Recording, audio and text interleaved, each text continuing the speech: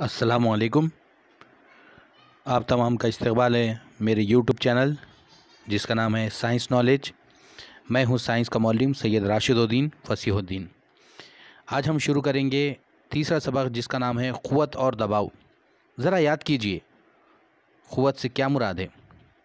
साकिन जिस्म पर कोई क़ुव्वत अमल ना करे तो वो साकिन ही रहता है। मुतहरिक जिस्म पर कोई क़ुव्वत अमल ना करे तो वो उसी रफ्तार से उसी सिमत मुसलसिल आगे बढ़ता रहता है। ये न्यूटन का पहला कानून हरकत है, आप शक्ल में देख सकते हैं। उसने बताया कि कोई गैर मुतवाज़न क़ुव्वत जब किसी शय पर अपनी क़ुव्वत लगाती है तभी उसमें क्या पैदा होता है? हरकत पैदा होता है या हरकत पैदा होती है। ठीक है, आप यहाँ पर देख सकते हैं मिसालों के अंदर एक लड़का जो फुटबॉल खेल रहा है वो फुटबॉल पर ज़रब लगा रहा है जिसकी नतीजे में फुटबॉल में हरकत पैदा हो रही है।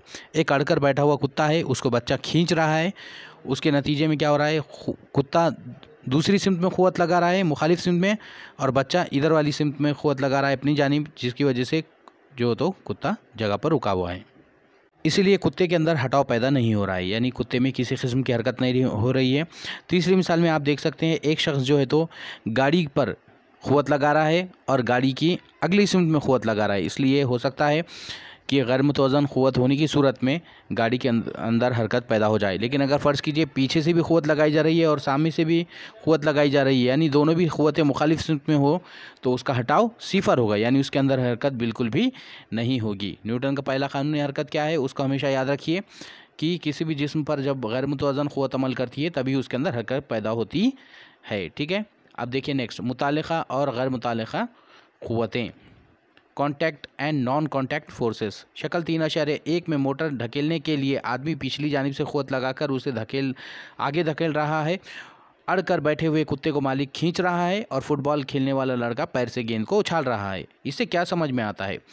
दो अशिया के दरमियान बाहमी अमल से उस शय पर क़ुव्वत असरअंदाज होती है।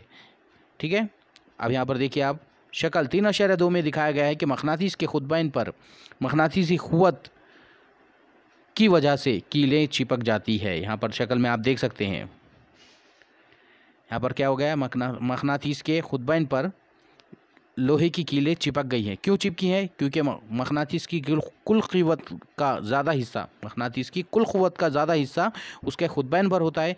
इसलिए जो तो मक़नातीस के खुतबैन पर लोहे की कीलें आसानी से चिपक जाती हैं। उसी तरह अगर आप देखेंगे कि जो कंगा है, कंगे को अगर हम अपने बालों पे रगड़ें या फिर कपड़े पर रगड़ लें, उसके अंदर थोड़ी सी गर्मी पैदा कर ले रगड़ की वजह से, तो कागज़ के टुकड़े उससे बआसानी चिपक जाते हैं। यही खेल आपने बचपन में खेला होगा पेन के साथ। आप पेन को भी अगर बालों के अंदर या हाथों की रगड़ की वजह से उसके अंदर गर्मी पैदा कर दें और उसके अतराफ़ छोटे मोटे कागज़ के टुकड़े डाल दें तो वो उसको अपनी जानिब राग़िब करने में कामयाब हो जाता है, यानी ये अपने अतराफ़ या खींच लेता है। उसके अंदर क़ुव्वत कशिश पैदा हो जाती है, वक्ती तौर पर, आर्जी तौर पर होती है, ये कोई मुस्तकिल नहीं होती है लेकिन होती है। बहरहाल ये जो है तो क़ुव्वत कशिश पैदा हो जाती है। चलिए यहाँ तक समझ में आ गया। अब उसके बाद देखिए नेक्स्ट 2 में दिखाया गया है कि मक़नातीस के खुतबैन पर मक़नातीसी क़ुव्वत की वजह से कीलें चिपक जाती है, क्योंकि मैंने अभी आपको बताया कि मक़नातीस में 2 खुतबैन होते हैं, शुमाली क़ुतुब और जुनूबी क़ुतुब। याद रखिए मक़नातीस की कुल क़ुव्वत का ज़्यादा हिस्सा उसके खुतबैन पर पाया जाता है। इसलिए मक़नातीस की जो क़ुव्वत कशिश होती है वो ज़्यादा कहाँ पर होती है? खुतबैन पर। और कितने क़ुतुब होते हैं मक़नातीस के? 2 क़ुतुब, शुमाली क़ुतुब और जुनूबी क़ुतुब।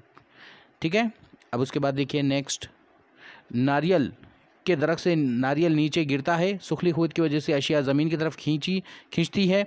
बालों पर फेरे हुए कंघी की जानिब मेज़ पर रखे हुए कागज़ के टुकड़े माइल होते हैं। कंघे पर बरखे सुकूनी के बरखी बार और कागज़ के टुकड़ों पर मुखालिफ गैर मुशाबह बरखी बार होने से वो टुकड़े कंघे से चिपक जाते हैं।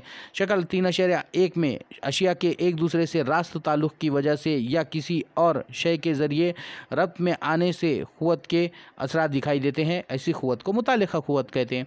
यानी किसी जिस्म के ऊपर हम क्या करते हैं, जब क़ुव्वत लगाते हैं और क़ुव्वत लगाने की सूरत में वो जो अशिया है उसके ऊपर हम बराह रास्त क़ुव्वत लगाते हैं, यानी हमारी क़ुव्वत बराह रास्त उस पर लग रही है, यानी हम दोनों कांटेक्ट में हैं।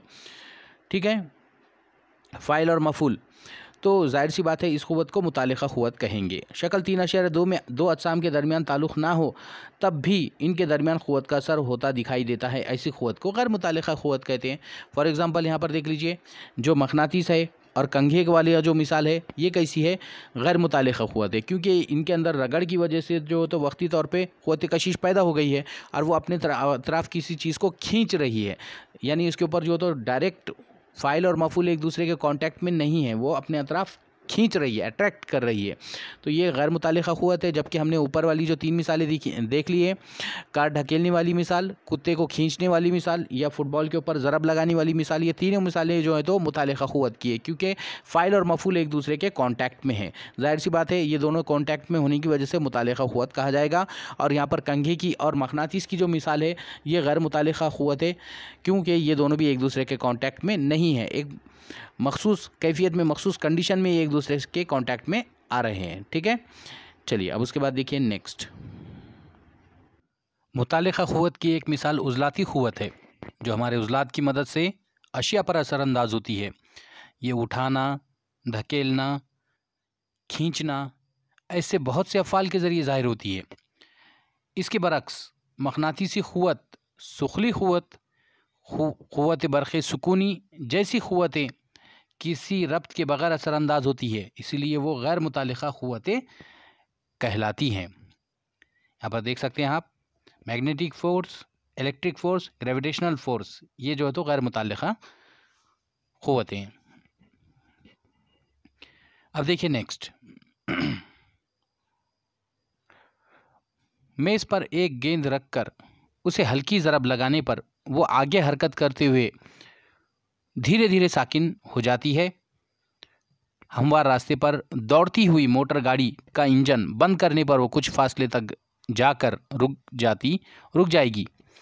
मेज़ और ज़मीन की सतह और उस पर मुतहरिक अजसाम के दरमियान क़ुव्वत रगड़ की वजह से ऐसा होता है।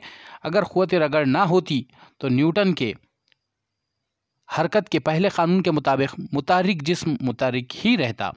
रोज़मर्रा ज़िंदगी में क़ुव्वत रगड़ बहुत ही मुफीद है। ज़मीन पर चलते वक्त हमें अपने क़दमों से ज़मीन को पीछे ढकेलते हैं।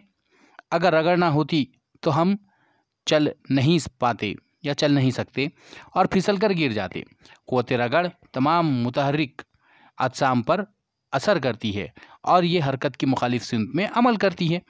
आपने देखा होगा कि रास्ते पर लोग केले के छिलके की वजह से फिसल जाते हैं, उसी तरह कीचड़ की वजह से भी फिसल सकते हैं। इन दोनों मिसालों में फिसलने का अमल रगड़ की कमी की वजह से होता है।